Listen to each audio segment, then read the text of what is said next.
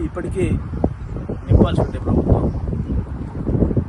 ఇవాళ మనకి ఏదైతే గోదావరిలో లక్షలాది క్యూసెక్ల నీళ్లు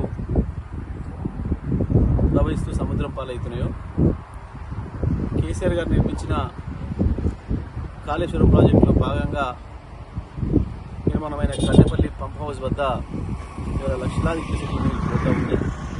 అక్కడ ఒక పంపు ఒక బటన్ నొక్కి ఆన్ చేస్తే చక్కగా అక్కడి నుంచి అనారం సుందిల్లా ఎల్లంపల్లి బ్యారేజ్ నుంచి తీసుకొని లక్ష్మీ పంప్ హౌస్ ద్వారా దీనిపైన ఉన్న మిడ్ మానేరుకి వచ్చి మిడ్ మానేరు నుంచి దీంట్లో నింపాల్సిన అవసరం ఉంది.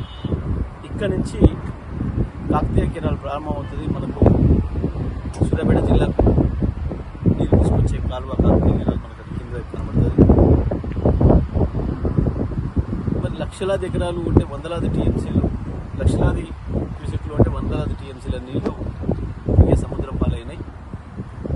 కానీ ఇవాళ ఎల్ఎండి ఎట్లా ఉందో మొత్తం మట్టి గుట్టలు తేలి మన దగ్గర సూర్యాపేట జిల్లాలో చెరువులు కూడా ఇదే పద్ధతిలో ఎండిపోయి ఉన్నాయి.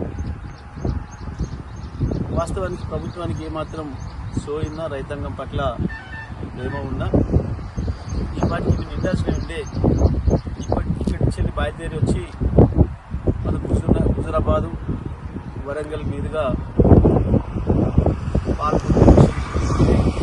మనకు వచ్చి మైలవరం ప్రాజెక్ట్ అయితే అని చెల్లి బయనవాగు ప్రాజెక్ట్ అయితే అవి తిప్పుకొని మనకు సూర్యాపేట తొమ్మిది తాలూకాలకు నీళ్ళు రావాల్సిన అవసరం ఉంది. ఇప్పటికే ఇచ్చే అవకాశం ఉంది.